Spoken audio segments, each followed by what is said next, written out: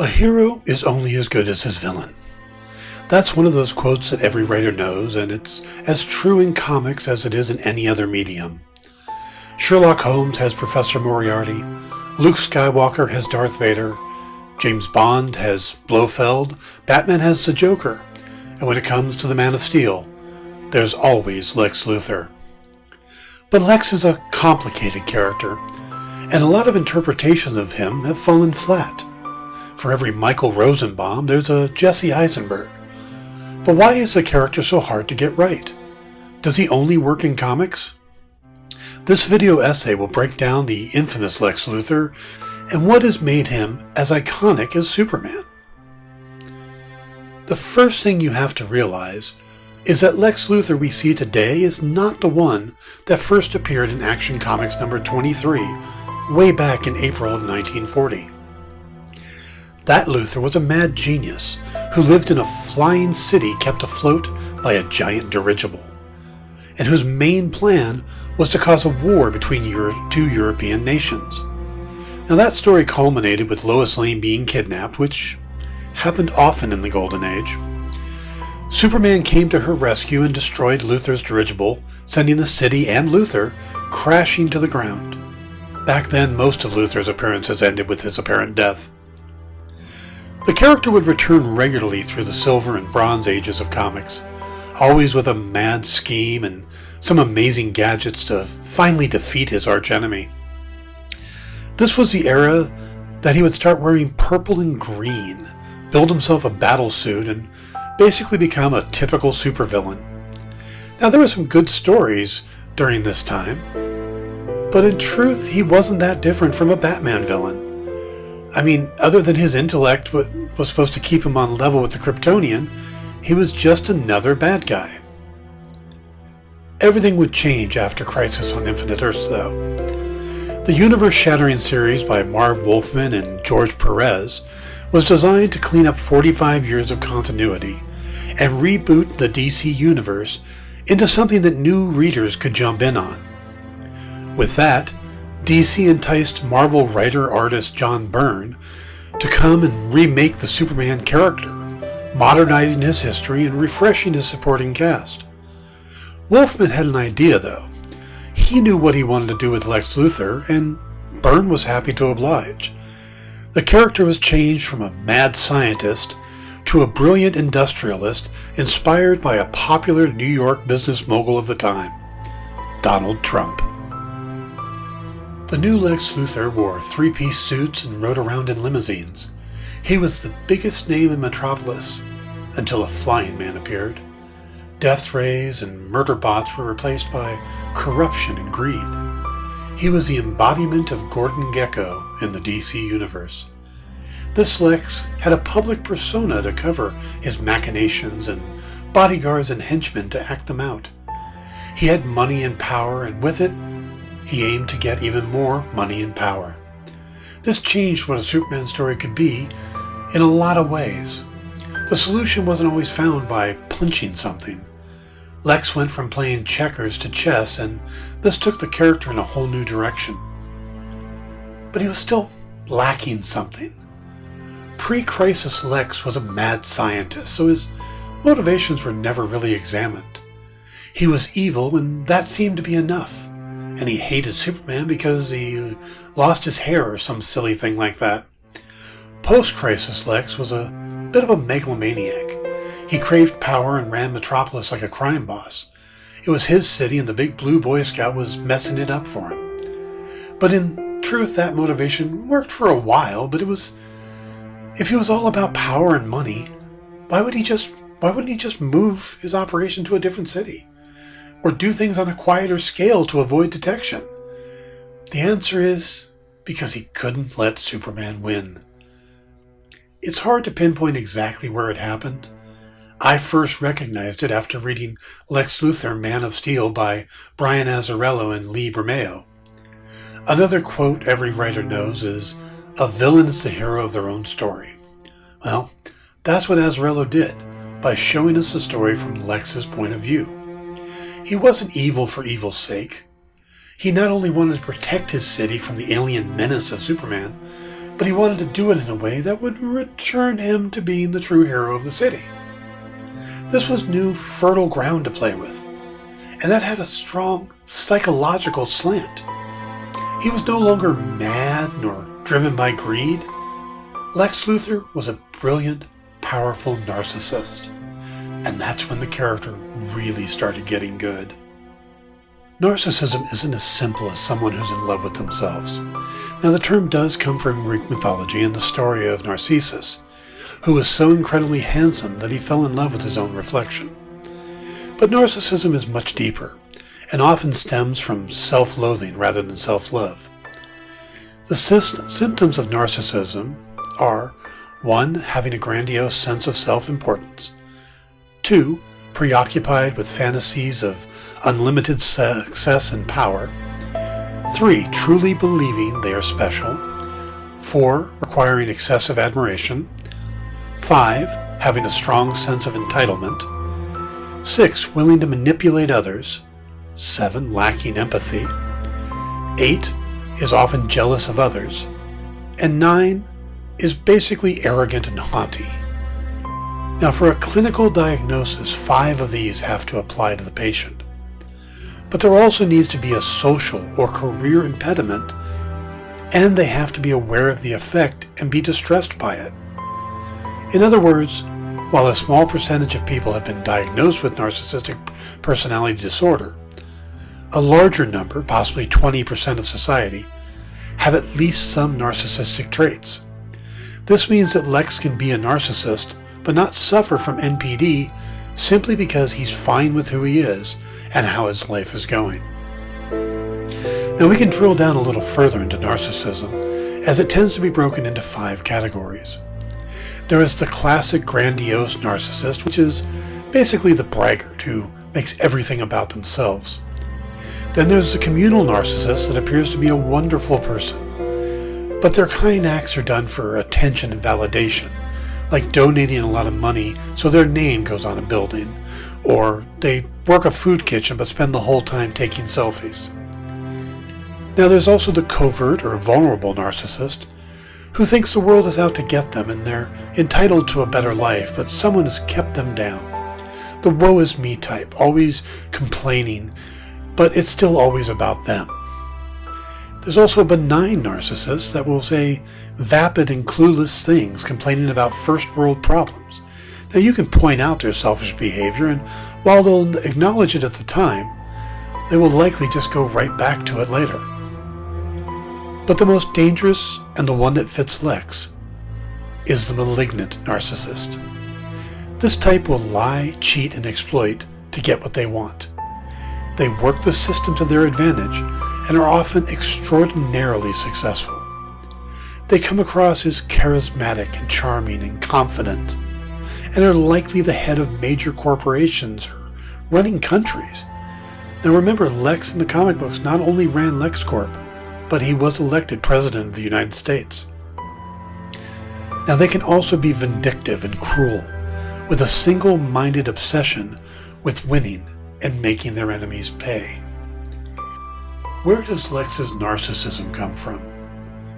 In the pre-crisis history, Lex ends up in Smallville, meets his idol Superboy, and while trying to make him an anti-kryptonite vaccine, a fire breaks out.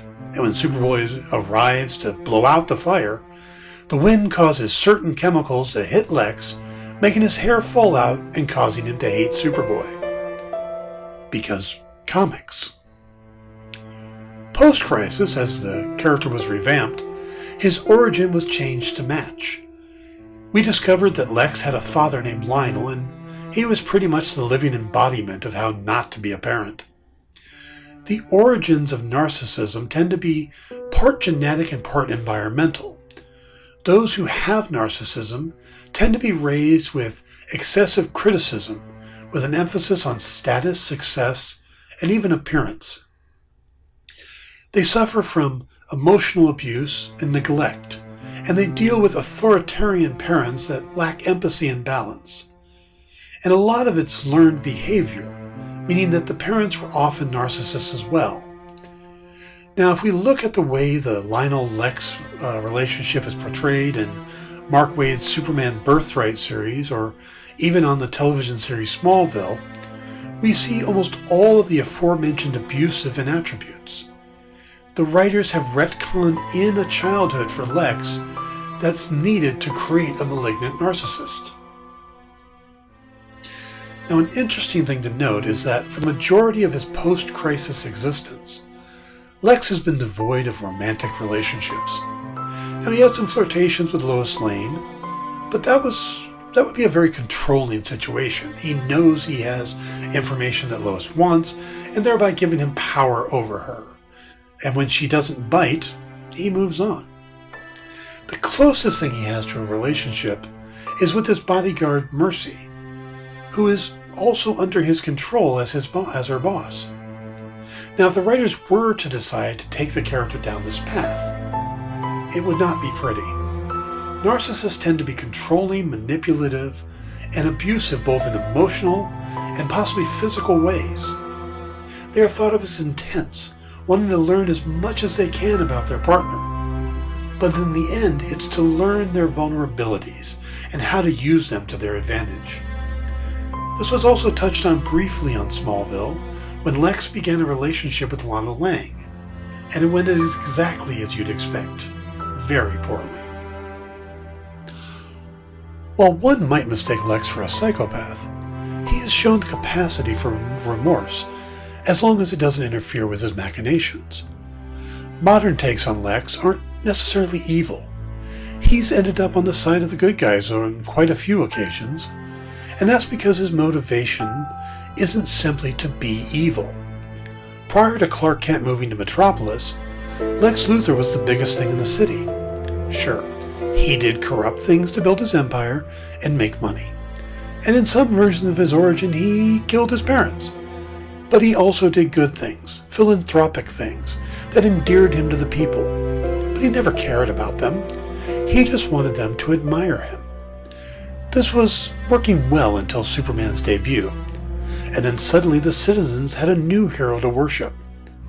This loss of affection fueled his hatred of the Kryptonian, and manifested itself as xenophobia. He believes, as an alien, Superman is dangerous to the Earth and needs to be removed. Now, if this was real xenophobia, Lex would also hate John Jones, Hawkman, and other aliens that have come to Earth. But his hatred is laser-focused on Kryptonians, and it's because of what Superman has taken away from him, or at least what he perceives to have lost. Lex may be rich and powerful, but he's not faster than a speeding bullet, more powerful than a locomotive, or able to jump any size building, really. He sees himself as the peak of humanity. Now, that's something Bruce Wayne might argue, but he's no longer superior. He's not special anymore. He's lost admiration. His success and power are now limited, and only defeating Superman will return his sense of self-importance, regardless of who might get hurt or even who he might have to save. The character's evolution from a two-dimensional stereotype with a more rounded and complex personality with heavy psychological aspects makes him one of the better villains in literature. He sees himself as a hero, convinced that Superman doesn't belong and only he can save Metropolis from the Kryptonian threat. These delusions are only part of the problem, though. If he was a normal person with normal resources, he might be a minor threat at best. But a narcissist with a genius intellect and unlimited resources has the ability to follow up on those delusions on an epic scale. This is the heart of the character and makes him so much fun to follow. So if the character is so easily defined, why are there so many poor interpretations when he's moved to other mediums? There's a variety of reasons, to be honest. Some of which has to do with the fact that the character has evolved over time, and some of the performances were done before the current version of Lex was fully formed. The two that seem to get the most hatred thrown at them are Kevin Spacey's portrayal in Superman Returns and Jesse Eisenberg's foray in Batman vs. Superman: Dawn of Justice. Now, you can't look at Spacey's performance in a vacuum. You have to look at the original Richard Donner Superman films. There, Gene Hackman brought to life a Lex that was still a mad scientist, and the film had a quaint, almost campy feel to them. This was the Bronze Age of comics, brought to the big screen, and people loved it and remember it fondly. Now you fast forward 2.5 decades and Bryan Singer gets a chance to make Superman Returns. This is his love letter to Donner and Reeves and his attempt to complete a trilogy and ignore Superman 3 and 4. But Brandon Routh wasn't hired to play Superman. He was hired to play Christopher Reeve's Superman, and Spacey was expected to play Hackman's Luthor. Even Luthor's scheme was another real estate scam, the same thing in the original movies. Now, while folks remember the Donner films fondly, it wasn't what they wanted in 2006, which is a shame, because Spacey has proven he could handle the more modern version of Lex with his character of Frank Underwood on House of Cards, who is also a malignant narcissist and could rival Lex in many ways. Eisenberg, on the other hand, fell victim to someone not truly understanding the character. The actor was more than capable of pulling off the role, but they hadn't earned the character yet. Had there been a Man of Steel 2, where the fallout from Battle with General Zod brought Superman in conflict with Lex Luthor, who blamed the inexperienced hero for the destruction of the city and thousands of lives, even if it was the subplot and Superman had to deal with another big bad like Brainiac, that would have set up Lex to be the manipulator that tried to use Batman to bring down his enemy. But by skipping ahead, Lex just comes across as unstable and eccentric. Now, if he's being manipulated by Darkseid to eliminate Superman or something like that, fine, and maybe we'll see that in the Snyder Cut. But otherwise, they didn't take the time to do the character right, and choices were made that just didn't work. The first person to show us the manipulative businessman version of Lex was John Shea in Lois and Clark: The New Adventures of Superman. This was a Lex that was both successful and dangerous, but some of his plans were still a bit heavy-handed. Shortly after that came the groundbreaking performance that may have greatly influenced the Lex we have today. Clancy Brown was hired to voice Lex in the DC animated universe, starting with Superman the Animated Series. Brown's portrayal of the character was as powerful and character-defining as Mark Hamill's Joker. There were mad scientist moments, but you could see the start of something deeper building as the series progressed, and then he moved on into Justice League and Justice League Unlimited and a handful of animated films. I don't think the DCAU gets enough credit for how much it established the heroes and villains into modern pop culture. Now that we're in the 21st century and Lex Luthor has had 80 years to mature, we're getting more subtle and nuanced versions of the character on the small screen. One of the major reasons for the decade-long success of Smallville was Michael Rosenbaum making us like a young Lex as we watched he and Clark become friends, all the while knowing the horrors of what was to come. His relationship with Tom Welling made the show something special. He crafted a character that was charismatic and believable, so when he becomes Superman's nemesis, it's a journey we can all understand. But as I mentioned before, the series also explored the relationship between Lex and his dad, played by John Glover, which laid the groundwork to make Lex's evolution into a malignant narcissist much more believable. And the most recent incarnation of the character has also been one of the most fun. Jon Cryer joined the current Supergirl series as Lex, as the closest adaptation to the current comic book Lex as we've seen in live action.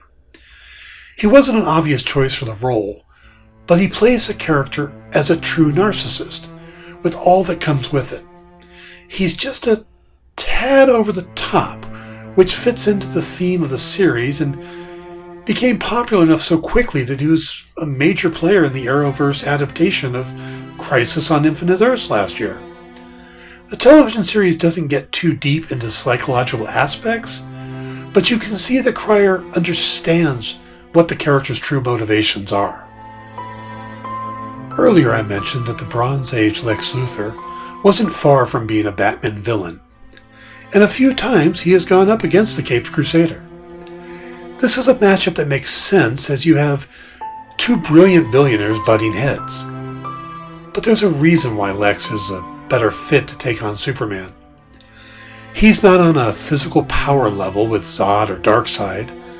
He doesn't have the ability to hurt Superman like Parasite and Metallo.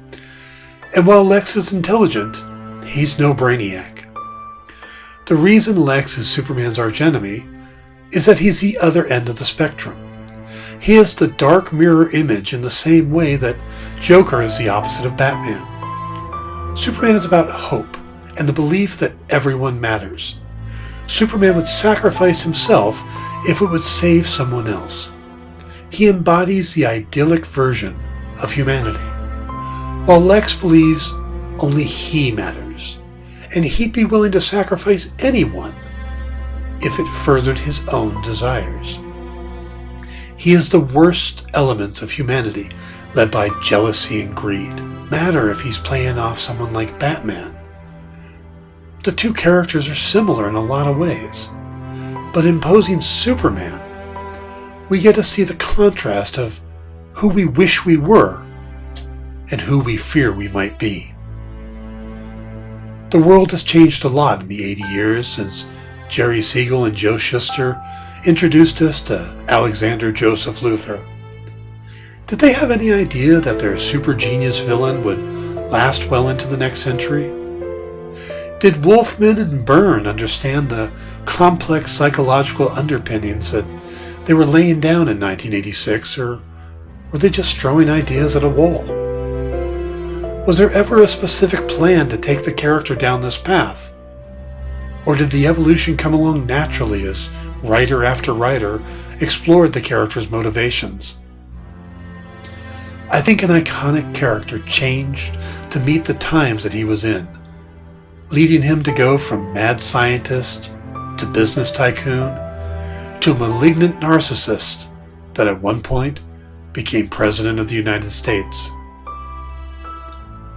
And while truth is often stranger than fiction, the more reality you put into the fiction, the closer it becomes to the truth. Thank you for listening to this audio essay. I plan on doing more of these as time permits, covering other villains, and I hope to get your feedback on what you thought. Please comment below and let me know if you like this and which villains you'd like me to cover. Also, I'd appreciate if you could hit the subscribe button and the like button. Thank you again, and everyone take care.